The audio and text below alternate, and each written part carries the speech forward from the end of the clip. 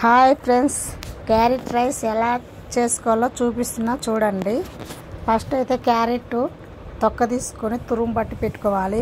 Rice already వండి పెట్టాను. కొత్తిమీర చూపిస్తున్నాను కదా, చూపించి పక్కన పెట్టేశాను.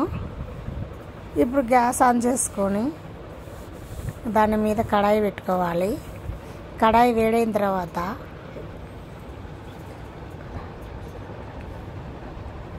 ప్యాన్ వేడైన తర్వాత 2 టేబుల్ స్పూన్ ఆయిల్ వేస్తున్నాను చూడండి.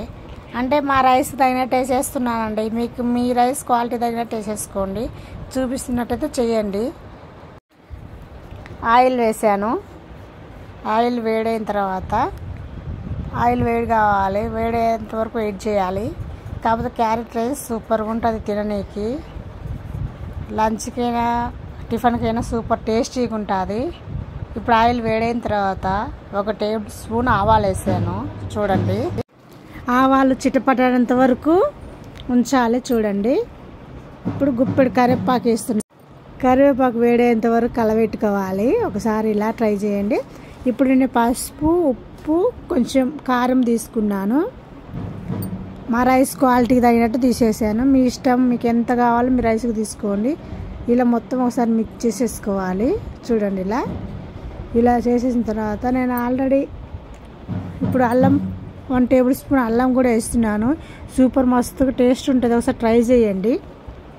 నేను ఆల్రెడీ క్యారెట్ తొక్క తీసుకొని 4 క్యారెట్లు తురుము పట్టి పెట్టుకున్నాను చెప్పాను కదా. ఇప్పుడు అది కూడా ఆయిల్ వేసి పచ్చివాసన పోయేంత వరకు ఇలా మిక్స్ చేసేసుకోవాలి చూడండి. ఇలా అంతా ఇట్లా మిక్స్ అయిన తర్వాత ఇలా మిక్స్ చేసేసుకోవాలి. ఇంకా కొంచెం వేస్తున్నాను.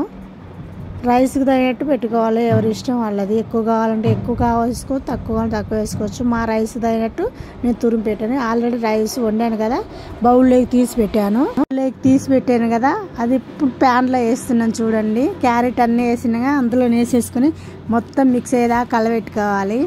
సూపర్ టేస్టీగా ఉంటుందండి. సూపర్గా ఉంటుంది. లంచ్కైనా స్నాక్స్కి చూడండి ఇలా అయిపోయింది.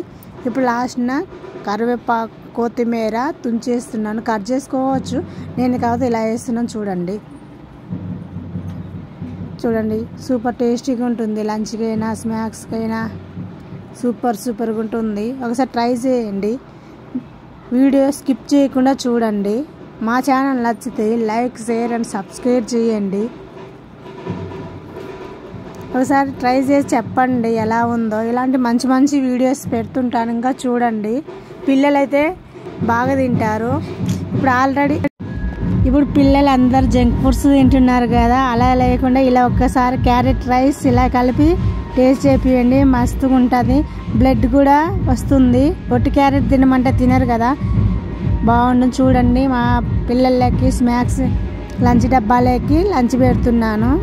సూపర్గా ఉంటుంది చూడండి. ఒకసారి ట్రై చేసి ఎలా ఉందో కామెంట్లో తెలియపరచండి. ఇలాంటి మంచి వీడియోస్లు మళ్ళీ పెడుతుంటాము చూడండి. నచ్చితే లైక్, షేర్ అండ్ సబ్స్క్రైబ్ చేయండి.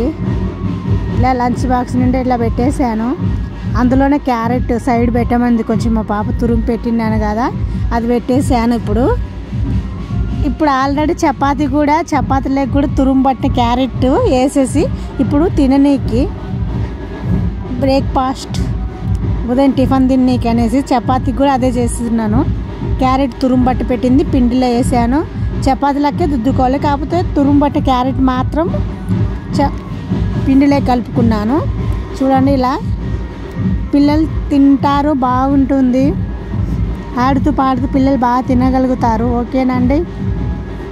ఇలా చపాతీ ఇలా అయిపోతుంది. కర్రీస్ లేకపోయినా సింపుల్గా అయిపోతుంది. మనకు కూడా టైం కలిసి వస్తుంది. ఇప్పుడు చాలామందికి టైం ఉండదు కదా, జాబ్లకు అలా వెళ్తుంటారు. ఇలా ట్రై చేసుకోండి, బాగుంటాయి. టేస్టీగా కూడా ఉంటుంది. ఓకేనండి. మా ఛానల్ నచ్చితే లైక్, షేర్ అండ్ సబ్స్క్రైబ్ చేయండి. ఇలాంటి మంచి వీడియోస్ ఇంకా పెడుతుంటాను చూడండి.